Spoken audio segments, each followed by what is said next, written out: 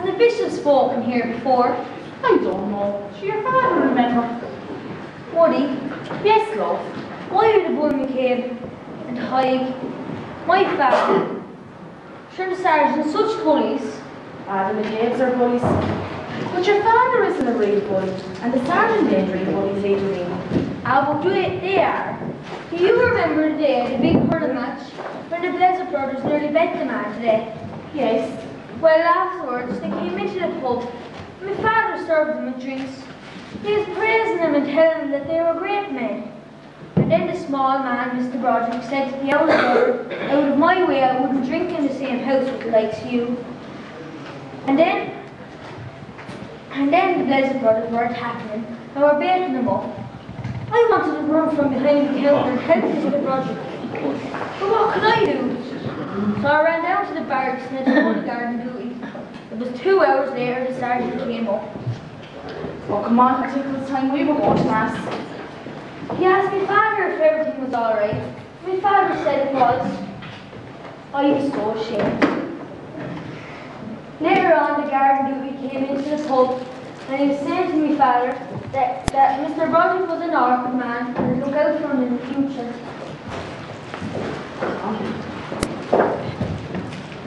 Are you afraid, Mud? I was never afraid once. I feared not the name that walked the face of this earth. Until my first child was born. A child makes a prisoner of woman, but your lovely jailer will come on to mass.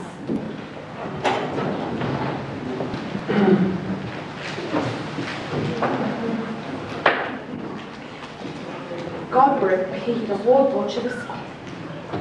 Except for that small man, that Mr. Broderick.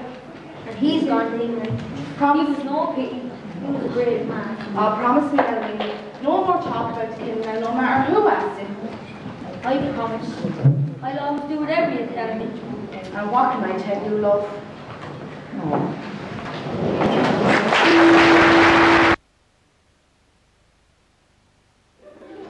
Be not afraid, therefore, of those who kill the body, but cannot kill the soul. But rather fear him who can destroy both body and soul in hell. In the name of the Father, and of the Son, and of the Holy Ghost. Amen. These, my dearly beloved brethren, were the words of Christ himself. He was speaking about truth. How many of you would deny Christ? How many of you, like Peter, would stand up and say, I know not the man? And yes, you can lie without saying a word. You can lie without moving your lips. You can lie by silence. 5 weeks ago in this parish, a man was murdered. He was brutally beaten to death. For 5 weeks the police have investigated, and in all of that time, not one single person has come forward to assist him. Everywhere they turned, they were met by silence. A silence of the most frightful and diabolical kind, the silence of the lie. In God's name, I beg you, I implore you, if any of you know anything, to come forward and to speak without fear. Now, this is a parish in which you well understand hunger, and there are many hungers. There is a hunger for food, a natural hunger. There is a hunger of the flesh, a natural, perhaps understandable hunger. There is a hunger for hope, for love, for children. And those things are good, and they are good because they are necessary. But there is also a hunger for land. And in this parish, you and your fathers before you knew very well what it was to go hungry, because you did not own your own land. But this has increased, this unappeasable hunger for land. How far are you prepared to go to satisfy this hunger? Are you prepared to go to the point of robbery?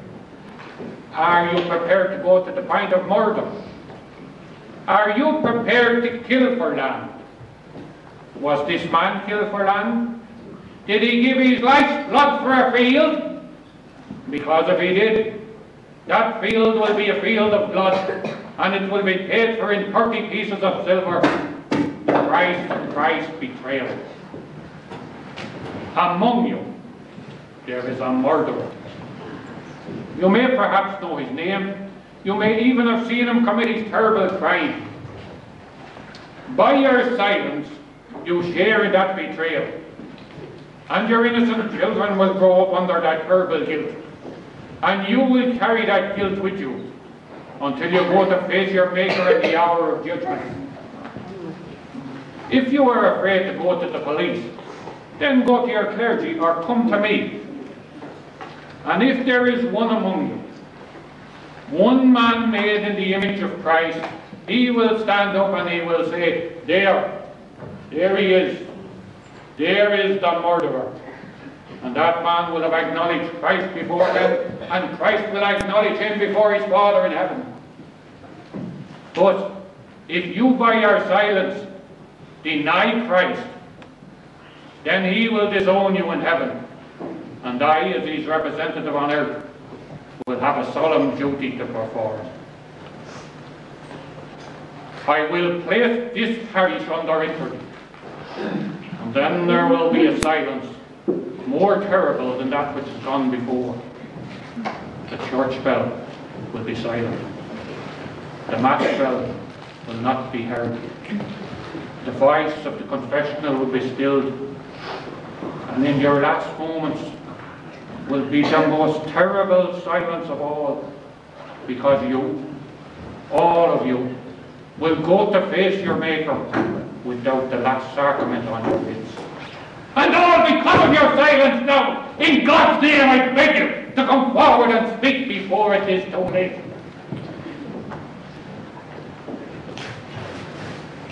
I am the truth, the way and the life, said Christ. Be not afraid, therefore, of those who kill the body, but cannot kill the soul, but rather fear him who can condemn both body and soul to everlasting hell. In the name of the Father, and of the Son, and of the Holy Ghost. Amen.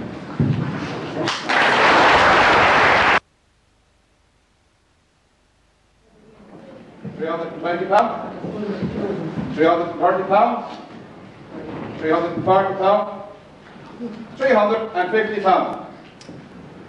Now no one can say you didn't get a fair price.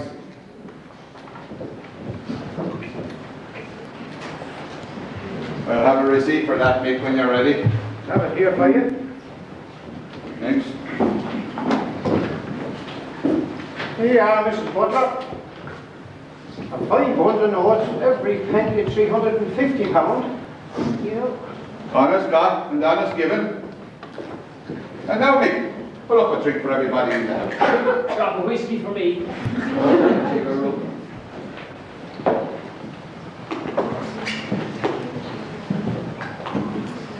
Or give them whatever they want, make sure that it's not every day that this sort of money makes an appearance. Tis a high pile of money, Mrs. Butler. You're blessed in the love with the man you met. I have the money now, and there's no more to be said. It's fair to exchange considering. So you said, there's a lot of people think that £100 would be a lot fairer. Oh, jealous, idle gossip. We know these neighbours that wouldn't have the price of a sit-down lavatory. Talk the price of a figure. By God, they're great ones to talk. But when it comes to forking out the cash, where are they? I'm the man with the money. Honest God and honest given. And I'm not ashamed to say it, because the last penny I own. Was every half penny we had, and we had flogged 5 hours the board together. By God, I was quite lonesome after that little yellow heifer. She was a beaut. She was a queen. Her step was like a drop in leaf, Dandy. Full of 4 fine shapely can't know that. You'll have to admit that. The soul well. We had to borrow from the bank. We're paupers now. But sure, it's better to be paupers and have our principles. Oh, by God, that's well spoken. And nicely drawn together, but Sure. If a man can't have his principles, what can he have? You're a straight man, that. oh, none straight. Sure, if a man isn't straight, he might as well be dead. I admire a straight man. I grudge no man his property. But a lot of hanging thieves are around here begrudge me mine. It's all jealousy. Jealousy and spite. Well, anyway, here's a good head to us all. But look, We was buying a farm now, was anyone around here taking? And more to come with it. And the woman as well paying, huh? It won't be my fault. All in the course of time, as the man says. All in the course of time. And a fine heifer she is too. I'm a great milker, God bless her. Bless her again. She's a bit red in the leg, but she's a great bosom dog. Knows her bottom and her teeth. And not bad looking either. When you She's get all- used to her. She's all that, God bless her. Thank you, Butler. From now on, we'll give you a lift to Mass every Sunday morning. For it's the least we could do for you. It's awful far for a woman to walk. Ah, there's a big heart in there, bud. A heart too big for this world, but God don't miss nothing. It is written down in red letters like blood. Well spoke, word well spoke. And the name for French there. All the names there of all the faithful in son. That's kind to say, Lord. My Father, Lord, if it isn't against the laws of the church, could I offer you something to drink? Or maybe priests are not allowed to sup in pubs. No, thank you, Mr. McCabe, but I will take a glass of orange. If the sergeant still joins me. Oh, welcome they are to it too, sure. Not bad day outside, man. Nice and fresh, but a bit chilly. Ah, it was a fair sun, serious sun there now today considered. Been a good summer. There's good growth. There's amazing growth for the time of year. You see woods on every bush on the way. Oh, it's imagine, so early. Good growth. Early go buds, early meadows. Tell us, Andy, how are you for hay? Not a bad bull and have a good share of terms, is it? I better come to the point. This morning, Sergeant Lammy and myself are making house-to-house calls. Our job is not a pleasant one, but at last it's a necessary one. We got Father, this sounds like a collection. Oh yes, it's a collection all right. But this time it's a collection of information we're looking for. And I hope you'll be more liberal with it than you are with your money.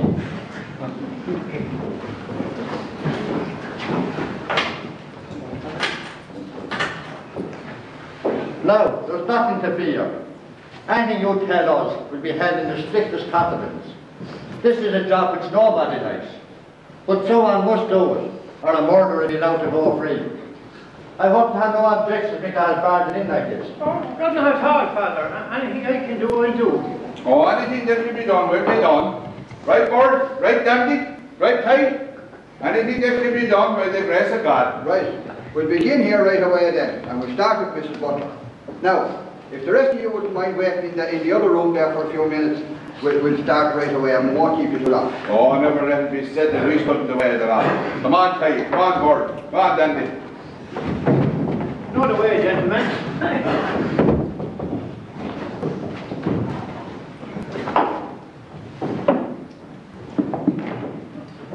Now, Mr. Butler, this is neither official or formal.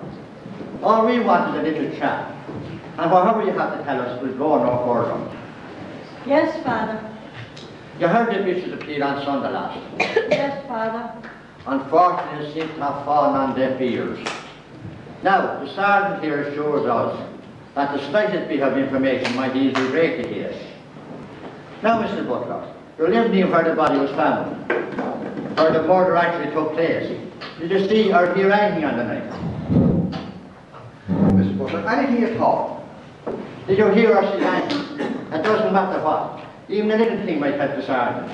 It is me that needs the help, God help me. Now, Mrs. Butler, you met the man on the morning of the day that he was killed. Oh, he was here all right that morning. He was a nice man, and a nice strong-willed man. Most men are. Now, did anything take place that day? You know, did you see or hear anything? I can't remember. I hate fighting the knives. Mrs. Butler, if you know anything, don't be afraid to tell us. Nothing will happen to you. No. Did You understand perfectly well. Well, I'm living on my own on the side of the road, and I've nobody with me. We understand perfectly well, Mrs. Butler. But place yourself in God's hands, and you need have no fear. If you're afraid of anyone, the sergeant will caution that person, and you can be sure of peace and privacy. Yes, look, Mr. Butler, I will talk to that person. And if they as much as look sideways at you, it'll be as much as their life is worth. Oh, no, you mustn't. You can't do that. So there is somebody you're afraid of. Look, Mr. Butler, who is it? It's your duty to tell us. Well, I'm living alone, and I can't remember what happened. It was often Saturday when I drew my pension, even though I did want the money badly. All right, Mrs. Butler, look, it's okay, you can go now. Very well, Mrs. Butler. I'm going. Bye, Father, and God bless you, Father. But won't you pray for me? God bless you, Mrs. Butler. I will pray for you. God bless you. Don't forget that, Father. Well, thank you, Mrs. Butler. I'm sorry, pal. I was certain that after that sermon, and with the informed approach, you might learn something. Ah, look, it's not your fault, Father. You can't be fearing me. We're up against a stone wall. What about Big Flanagan? You want to question him? I'd wasted time. He's too crafty. Anyway, that fella had been questioned 10 times before. What about Dandy? No, Dandy and the Bull, they're first cousins. No, and there's no hope there. But look, Dandy would have been all right if it hadn't been for the Bull and Tight. Do you not blame me? No, his mother had been sworn to silence. He'd never an egg on her. No, his lips are stitched sealed. He won't even bear the burden of that legacy in the years ahead of him. What about Mrs. Flanagan herself then? She wasn't questioned before. No, Mamie, now, that might be worth a try at that, you know. You're a good looking fellow yourself, Tom. That might hold. I would all due respect to your father. No, he'd like nearly try anything if I thought of it. Solid his case. I didn't go that far. Anyway, 2 rounds don't make a right. Said I do in my place, though. I'll give Mick a call. Right. Hey, Mick, come in here for a minute.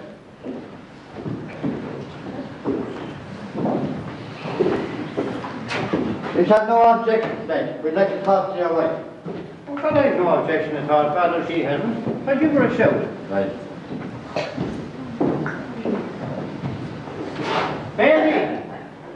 Mamie, you're wanted down here. All right, I'll be down in a minute. Won't get much of a Mamie if she's in the suits. You know, it's a strange thing now, isn't it? To say that nobody knows anything about them.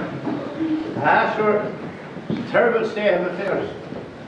That's just not our job anyhow. My job is auctioneer, and Father Murphy here says Mass. It's up to the guards to catch the murderer. Ah, yes, but you're looking, if the public don't cooperate, not a whole lot that the guards can do. And the public aren't getting paid. What the public mean? Dave. The public aren't getting paid. It's the other way around. The guards are getting paid. And when they can't do their job, they blame it on the public. All right. I confess everything. I'll say goodbye to the kids. Take me, Sergeant, take me. This isn't a laughing matter. A man has been murdered in the area. A murder isn't a joke. All right, so a man has been murdered. What's it to me? Look at this, staying me from scrubbing and scraping and cleaning. But thank God I'm off of me annual holidays again soon. Your annual holidays? Yes, I'm pregnant. The only holiday me sending them Babby had ever had together. You're the fault of it, God damn it! Now look to you think borrowed met in your mouth. I'll be carrying on to this summer all because of you. Me head is on clear. What's it you wanted me for, Father? It's in connection with the murder. He did it! I swear he did that if I thought I was spending a year without having a battle. I'm serious, you man. I'm serious now, Sergeant. I'd say more serious now than you. Now, look, I think that you might be the one that should be able to break this case for us. Me? How can I help it? Look, you met the man, didn't you, on the morning of the day of the Saviour. You know, was there anything said or anything at all that might help us? Oh, nothing. I heard nothing. Look, the bull we gave was here that day. He was. Well, now, did he have an argument with the dead man? Sure you can't have an argument with a dead man. You don't know with the dead man.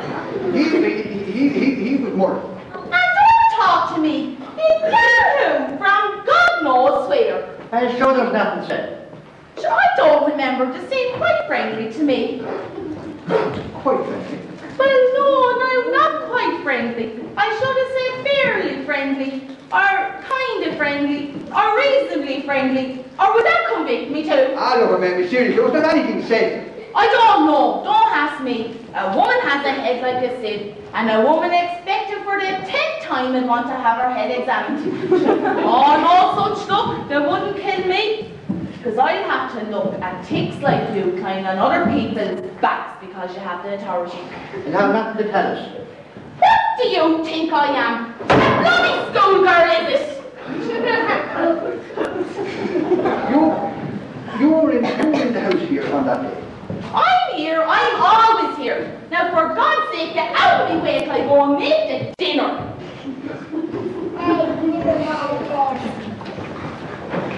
She's in the soaks today.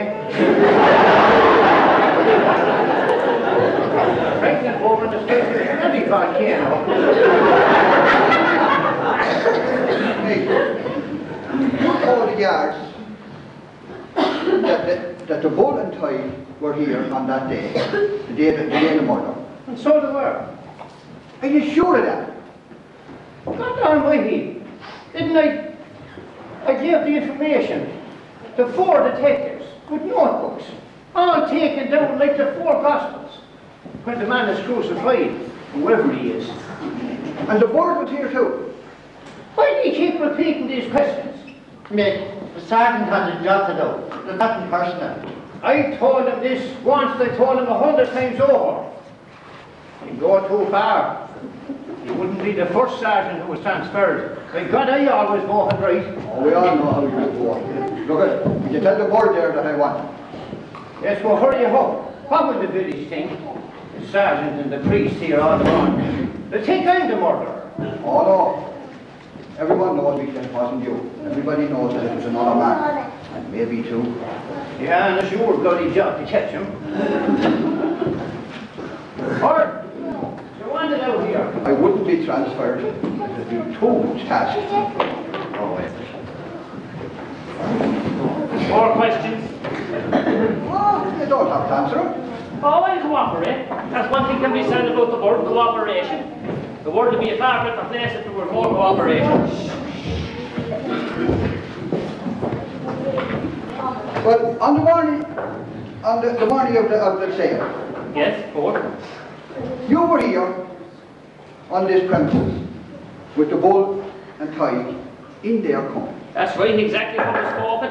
Dead right there for a start, and a big change from the plain clothes to say so. Well now, if I'm not mistaken, the bull was no friend of yours. Now how come that you were here that day in their company drinking? I'll forgive any man, Sergeant. That's the board's policy, let bygones be bygones. Are you sure now that you weren't anywhere near Mrs. Butler's field over the river that night? Neither near it nor within it, Sergeant. Arrived here at 9:25 p.m, joined forces with my 2 friends. Did remain with associates on the premises till 2:45 a.m. Arrived home at 3 a.m. sharp. Fried sausages, £1 and 1/2, and 1 ring of pudding, white. We had committee for Bull McCabe, Tyke and myself, and they departed for home, was in bed at 3:45 a.m, and that's my story, long enough, as told to 7 different detectives on 7 different occasions, and as told to yourself and his reverence this day of our Lord, 1965 amen.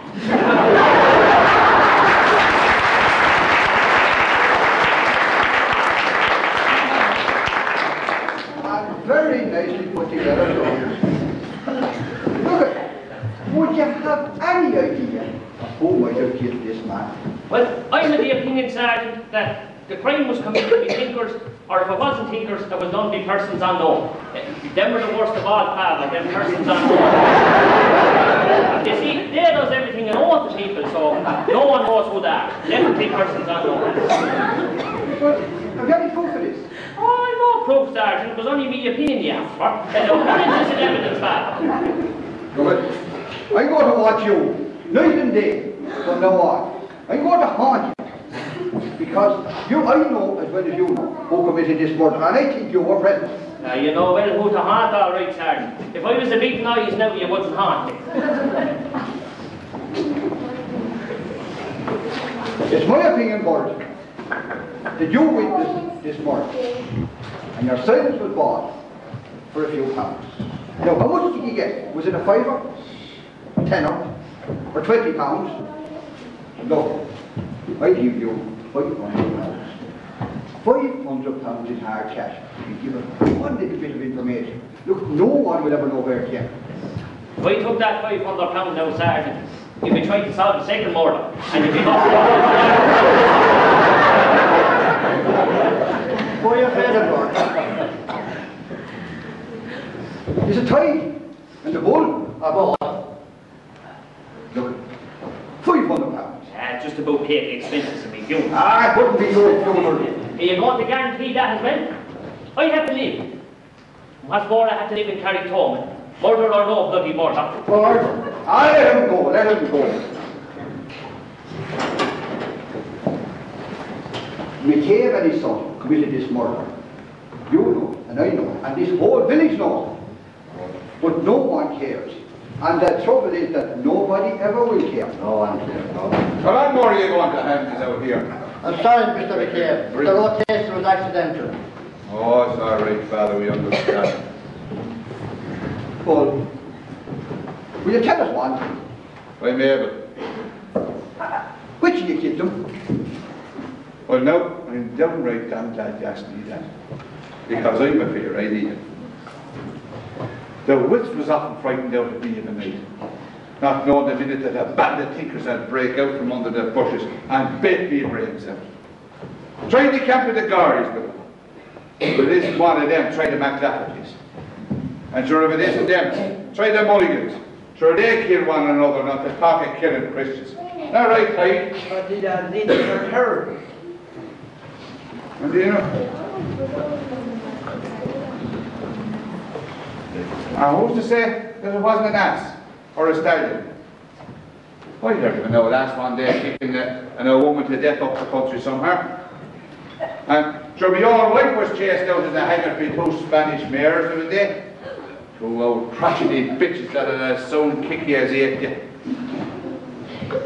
And sure, Dandy's wife there. Sure, she was chased by a piebald stallion one day. Now, right, Dandy?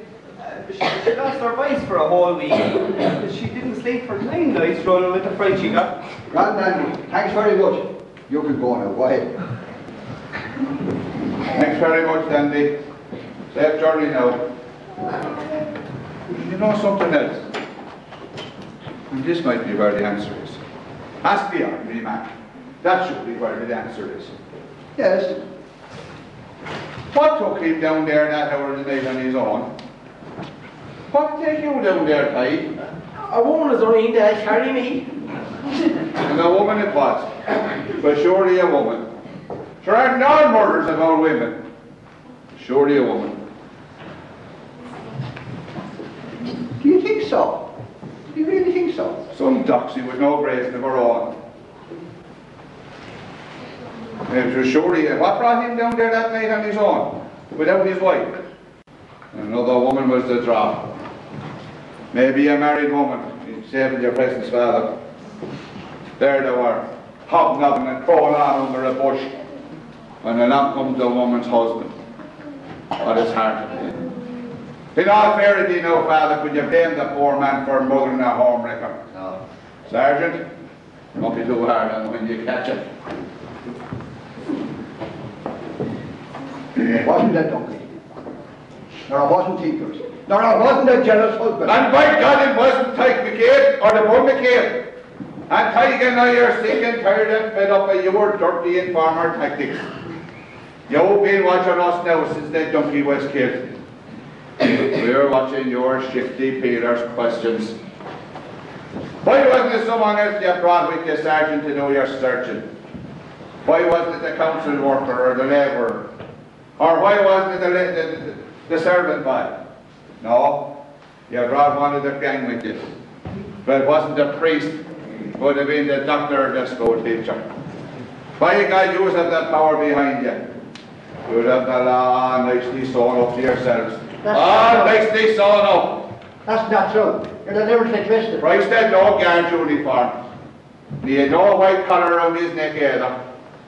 But he picked a gang of small farmers and poachers. They were had their troubles. They were all poor people. And that's what held them together. If a poor man does something, he gets the guards batting across his pole and he's lugged up to the barracks. But if it is the doctor or the teacher or the lawyer, they say, 'tis hard on them. And the law's the law no more.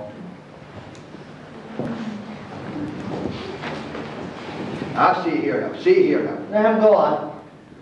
I seen an old priest has come to visit us out there last year. He sat down next to me in Tyke and he spoke to us about hard luck and about dead garden calves and the cripples you see among drop calves. He ate with us and he got sick after it. Fat mate it was, but he ate it. And by God, he had a shine on us. And I'll pay you, I gave him £1. And Tyke there gave him 7 and a tanner. I'll pay you no more Christmas dues, Father. Not no more. There's no law against it. By God, we were fond of that old priest. We were fond of him, Tyke. He was one of our own. I'll have to ask you to go now, Father. How will the village think? We have a family to think of. You know, Bull, you're a clever man, I tell you. Those of us that's ignorant have to be clever. Tell us this. Did you meet the dead man's widow at the funeral? I did. Sure wasn't Tyke and I the first to sympathise with her. You can't be at the public camp. Ah, that's what the public wants. But they never really get what they want. That's where you're wrong, Father. You have your collar, the sergeant his uniform, I have me fields. And Tyke, remember this, there's 2 laws. There's one law for them, there's priests and doctors and lawmen. But for us, there's no law. The man with the law behind him is the law. That never changes and never will. Do you ever think of God? Any of you? He's the man who says me prayers to. I often argues with God. About what? The same as you. Because the same kind of creature as you. The sergeant asked you if you spoke to the widow, and you said you did. Did you feel pity for her? I'm like yourself, Father. I can't marry her because I married myself. And you will hardly take off your collar and marry her. You're gone off somewhere to be a canon. And the sergeant has his wallet and notes and is a superintendent somewhere else. Right, Tyke's children here will be milking cows and keeping asses away from our ditches. That's all we have to think about. And if we have no grass, that's the end of me and mine. God would ask you questions about this murder one day. And I'd ask God questions. There's a lot of questions I'd like to ask God. Like, why does he put so much misfortune into this world? Why does he make me one way and you another? Ah, look at Father. Come on. Let's get out of here with a bit before I throw up. You'll face the dead man's widow someday, McCare. Not here, but in another place. No, I won't face her, Father, because she'll have her own facing to do with another man by her side. I wasn't talking to you. No, I won't face her, because I seen her. She's a pretty bit. The grass won't be green over his grave and she'll have another man by her side. A dead man's no use to anyone. That's the way of the world. No, the grass won't be green over his grave. He'll be forgot by all except me. The rubber country. Come on, Tyke.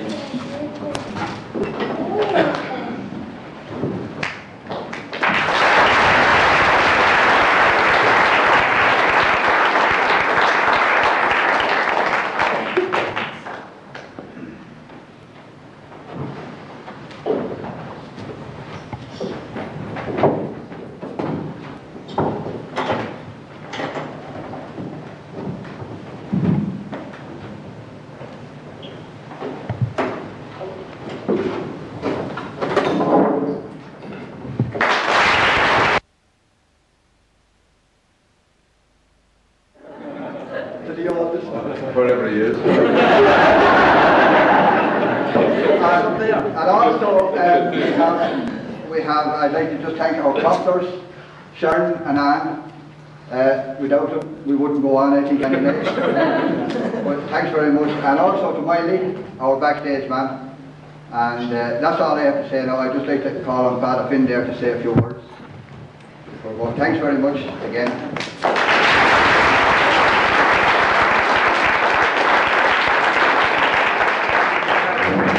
Ladies and gentlemen, and Reverend Fathers and Bishops. We'll have a bishop around. The lad tells me at the back that after that speech I can go wherever I like and whenever I like. Instead of money in the heavenly place now. I like John B. Keane has always written about real life, and tonight was really about real life. It was about local life, and it was about family life, and it was about loyalties and manipulation, and it was about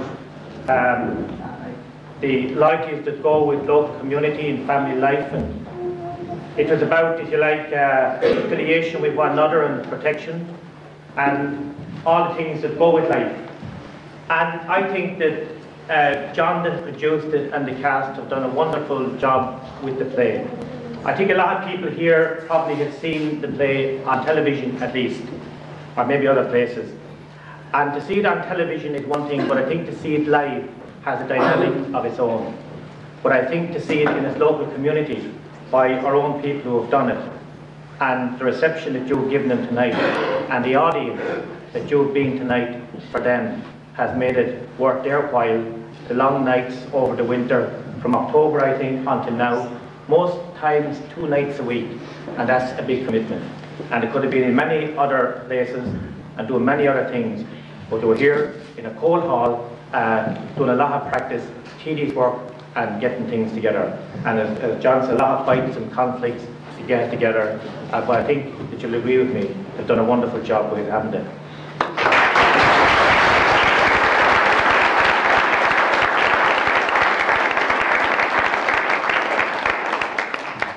It's great for them to get a reception here, to go on to, they've been to Barntown and to go on to places like Monaseed, Davistown, Carrickey, and different places to do if they're asked to put on for charity over the next couple of weeks.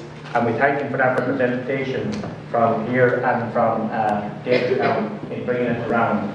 We'd also like to thank on their behalf as well the hall committee that work around here and do things that make the hall available and provide it and provide the means for it to be taking place for us here tonight and also over the winter as well. And I think that also like to thank in particular Gerard Bennett, who is supplying all the transport for all the nights that they'll be travelling to the different places that they will be travelling to. And I think on their behalf, I'd like to thank Gerard Bennett Courier very, very much for that. That's all that I have to say. As I said, the words cannot really, they're really an intrusion into a drama like that. And I think that we've all got our values out of it for tonight. It was a wonderful, nice entertainment. Thanks very much, everybody.